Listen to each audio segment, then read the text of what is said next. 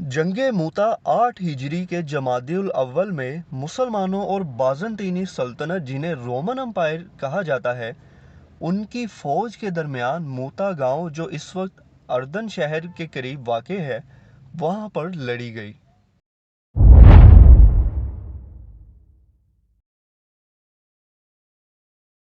یہی وہ جنگ تھی جس میں خالد بن ولید رضی اللہ تعالیٰ عنہ کے ہاتھوں پر 9 تلواریں ٹوٹی تھی۔ تلوار ٹوٹنا یہ کوئی عام بات نہیں ہوتی میدان جنگ میں۔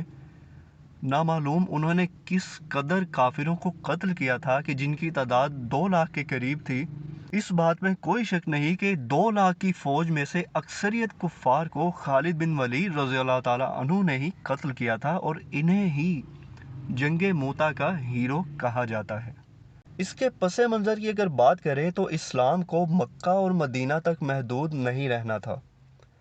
پیغمبر اسلام محمد صلی اللہ علیہ وآلہ وسلم نے مختلف حکمرانوں اور قبائل کے سربراہوں کو خطوط اور قاصد بھیجے اور انہیں اسلام کی دعوت دی۔ اس مقصد کے لیے آپ صلی اللہ علیہ وآلہ وسلم نے حارث بن عمیر الازدی رضی اللہ تعالیٰ عنہ کو بصرہ میں بھیجا۔ بصرہ کے گورنر اور لوگ عرب تھے لیکن وہ عیسائی تھے اور وہ رومن سلطنت کے تابع تھے۔ راستے میں الحارث کو البلقا کے گورنر اور بازنطینی شہنشاہ کے نمائندے شورابیل نے عمر الغسانی نے روک لیا۔ جب شورابیل نے سنا کہ حارث رضی اللہ تعالیٰ عنہ رسول اللہ صلی اللہ علیہ وآلہ وسلم کے ایلچی ہیں تو اس نے حارث رضی اللہ تعالیٰ عنہ کو بے دردی سے قتل کر دیا۔ سفیروں اور قاصدوں کو قتل کرنا اس زمانے میں سب سے بھیانک جرم سمجھا جاتا تھا اور یہ اعلان جنگ کے درجے کے برابر تھا۔ جب رسول اللہ صلی اللہ علیہ وآلہ وسلم نے سنا کہ حارث رضی اللہ تعالیٰ عنہ کو قتل کر دیا گیا ہے تو آپ صلی اللہ علیہ وآلہ وسلم اور باقی اصحاب بہت غمگین ہوئے۔ اس واقعے کا جائزہ لینے کے بعد رسول اللہ صلی اللہ علیہ وآلہ وسلم نے ایک لشکر تیار کیا۔ انہوں نے اپنے آزاد کردہ غلام زید بن حارث رضی اللہ تعالیٰ عنہ کو اس فوج کی کمان کے لیے مقرر کیا جو 3000 مسلمانوں پر مشتمل تھی۔ عبداللہ بن عمر رضی اللہ تعالیٰ عنہ سے روایت ہے جو کہ صحیح بخاری کی حدیث ہے 4261۔ انہوں نے کہا کہ رسول خدا صلی اللہ علیہ وآلہ وسلم نے موتا کے غزوہ میں زید بن حارثہ کو لشکر کا سپہ سالار مقرر کیا اور فرمایا اگر زید شہید ہو جائیں تو جعفر بن ابی طالب ان کا عہدہ سنبھال لے، اگر جعفر شہید ہو جائیں تو عبداللہ بن رواحہ ان کا عہدہ سنبھال لے۔ 3000 مسلمانوں نے اپنے آپ کو روانگی کے لیے تیار کیا۔ جب وہ روانہ ہونے والے تھے تو انہوں نے رسول اللہ صلی اللہ علیہ وآلہ وسلم کو الوداع کیا اور سلام کیا۔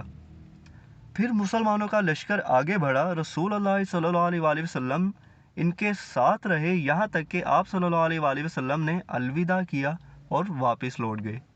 رسول اللہ صلی اللہ علیہ وآلہ وسلم نے سفارش کی کہ وہ حارث کے قتل کے مقام پر پہنچے اور لوگوں کو اسلام کی دعوت دیں۔ اگر لوگ ان کی دعوت کو قبول کریں تو کوئی جنگ نہیں ہوگی ورنہ ان سے لڑنا ہی واحد متبادل رہ جائے گا۔ آپ صلی اللہ علیہ وآلہ وسلم نے انہیں حکم دیا اللہ کے نام پر کافروں سے لڑو، نہ عہد شکنی کرو نہ خیانت کرو، نہ ہی کسی نوزائیدہ عورت، بوڑھے مرد یا کسی بچے کو قتل کیا جائے۔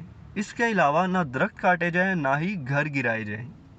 یہ انسٹرکشنز ہمارے نبی نے اپنی فوج کو دی، نہ تو کوئی کسی بچے کو مارے گا، نہ کسی عورت کو اور نہ ہی کسی بوڑھے کو۔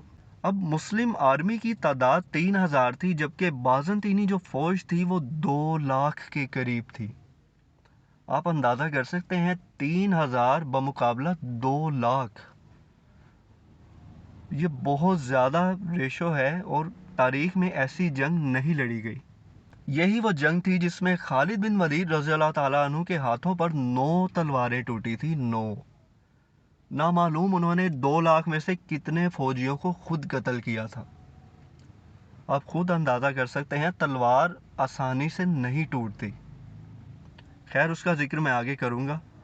اس کے بعد مسلمانوں کی فوج شام میں معین تک چلی گئی جہاں انہوں نے سنا اور دیکھا کہ جو بازنطینی تھے، جو رومنز تھے، ان کی فوج کی جو تعداد تھی وہ 2 لاکھ پر مشتمل تھی اور مسلمانوں کی تعداد صرف 3000 پر مشتمل تھی۔ 3000 پر مشتمل مسلمانوں کی فوج نے جب یہ سنا تو انہوں نے 2 راتیں معین میں اس سوچ میں گزاری کہ کیا کیا جائے، کیونکہ اتنی بڑی فوج کا سامنا کرنے کا انہوں نے کبھی سوچا بھی نہیں تھا۔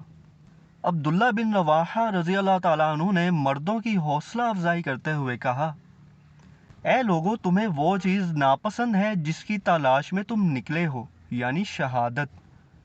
ہم دشمنوں سے تعداد، طاقت یا کثرت سے نہیں لڑ رہے، بلکہ ہم ان کا مقابلہ اس دین سے کر رہے ہیں جس سے اللہ نے ہمیں عزت دی ہے۔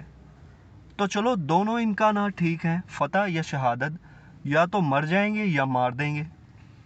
مردوں نے کہا کہ اللہ کی قسم، ابن رواحہ صحیح ہے۔ مسلمان آگے بڑھے، یہاں تک کہ جب وہ البالکہ کی سرحدوں پر تھے، ہرکل کی یونانی اور عرب فوجیں مشرف نامی گاؤں میں ان سے ملی۔ جب دشمن قریب آیا تو مسلمان واپس متا نامی گاؤں میں چلے گئے۔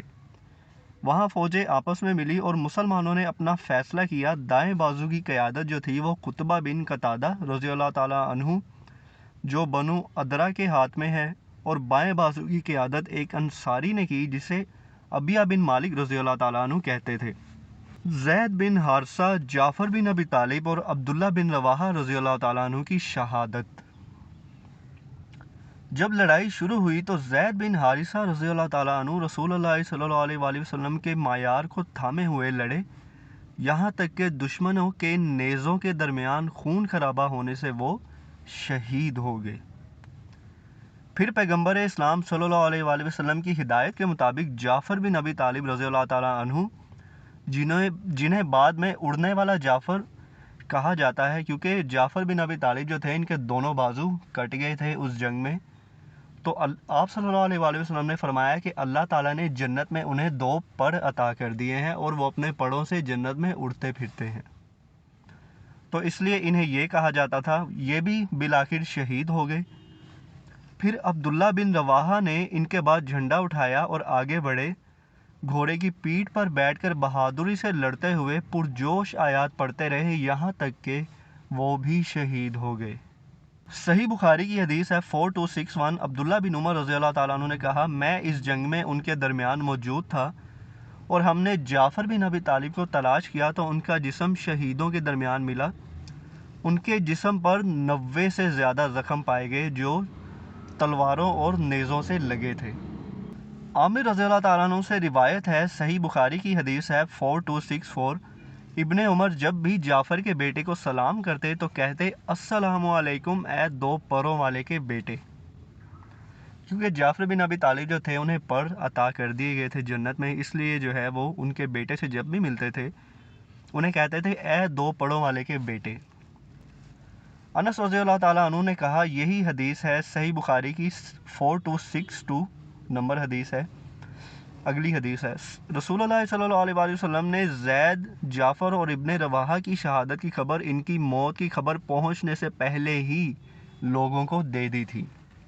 اب یہ معجزہ تھا، آپ دیکھیں رسول اللہ صلی اللہ علیہ وآلہ وسلم مدینے میں بیٹھے ہیں اور جنگ جو ہے وہ بہت دور ہو رہی ہے موتا کے مقام پر۔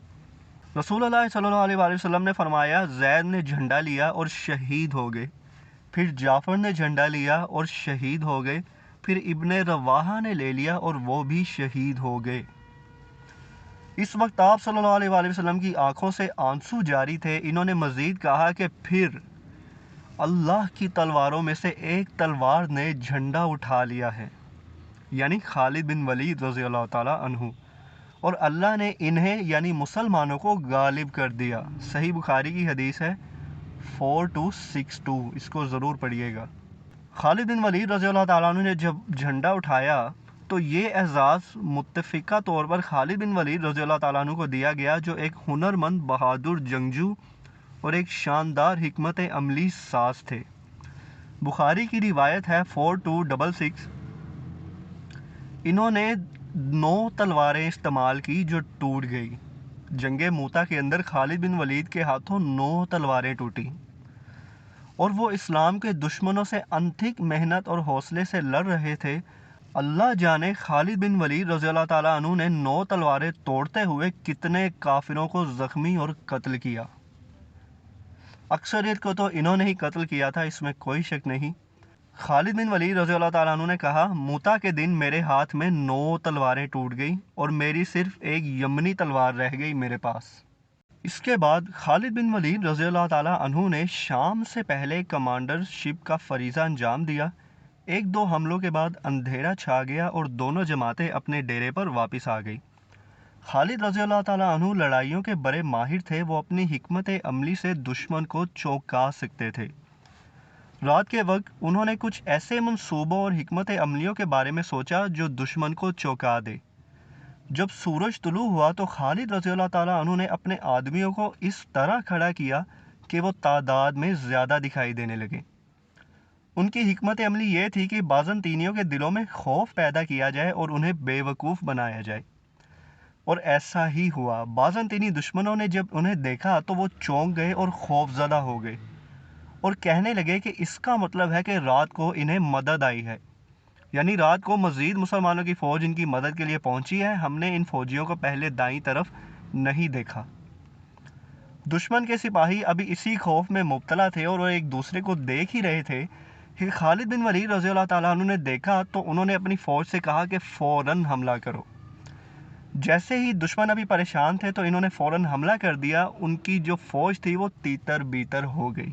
اللہ کے کلمے کو بلند کرنے کی راہ میں کھینچی گئی تلواروں نے دشمن کے لشکر کو بہت زور سے مارا۔ دشمن کی بظاہر شاندار فوج کو بھاگنا پڑا۔ ایسا لگ رہا تھا کہ جیسے کسی چیل نے مرغیوں پر حملہ کر دیا ہو۔ دشمن کے سپاہی ایسے لگ رہے تھے جیسے وہ زمین سے چپک گئے ہوں۔ وہ اسلامی فوج کی پیروی کرنے کی ہمت نہ کر سکے۔ یہ ان کے لیے ایک بہت بڑی شکست تھی۔ تو آپ دیکھیں اس کا جو کریڈٹ ہے وہ خالد بن ولید رضی اللہ تعالیٰ عنہ کو جاتا ہے، کیونکہ انہوں نے حکمت عملی ہی ایسی بنائی کہ دشمن خوف زدہ ہو، اور وہ خوف زدہ ہوئے بھی۔ تو اس طرح مسلمانوں کو فتح حاصل ہوئی۔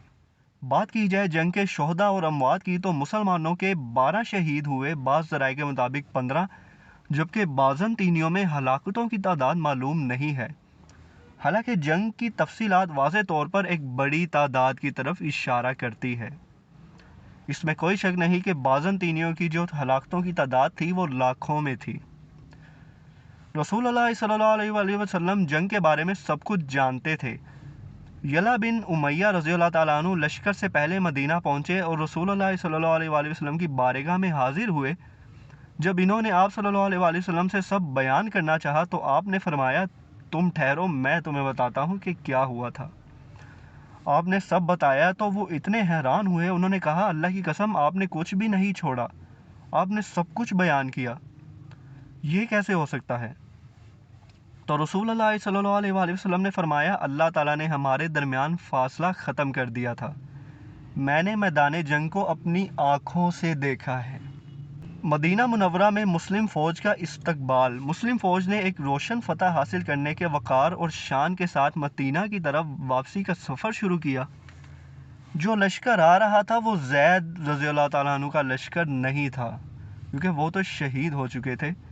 اب جو لشکر واپس آ رہا تھا وہ خالد بن ولید رضی اللہ تعالیٰ عنہ کا لشکر تھا، جنہیں سیف اللہ، اللہ کی تیز تلوار کا نام دیا گیا تھا۔ شدید گرمی کے باوجود مدینہ کے ہر شخص، بچے اور بوڑھے، مدینہ منورہ سے باہر جروف نامی جگہ پر اپنے ہیروز کے استقبال کے لیے جمع ہوئے۔ بات کی جائے جنگ کے نتیجے کی، اگرچہ اس جنگ نے مسلمانوں کے مقصد کو پورا نہیں کیا، یعنی الحارث کے قتل کا بدلہ لینا، اس کے نتیجے میں بہت دور تک اثرات مرتب ہوئے اور میدان جنگ میں مسلمانوں کے ساتھ بڑی شہرت پیدا ہوئی۔ یہ جنگ موتا کا پس منظر میں نے آپ کے سامنے رکھا۔ میرا نہیں خیال میں نے کوئی چیز چھوڑی ہے جو آپ کو نہیں بتائی ہو۔ اس جنگ کے بہت سارے ہیروز تھے، جن میں جعفر بن ابی طالب تھے، امام علی علیہ السلام کے بھائی تھے، زید بن حارث رضی اللہ تعالیٰ عنہ تھے، اور عبداللہ بن رواحہ تھے۔ لیکن ان سب سے بڑھ کر جس جنگ کا جسے ہیرو کہا جاتا ہے اور جن کی حکمت عملی سے یہ جنگ جیتی گئی، وہ تھے اللہ کی تلوار خالد بن ولید رضی اللہ تعالیٰ عنہ۔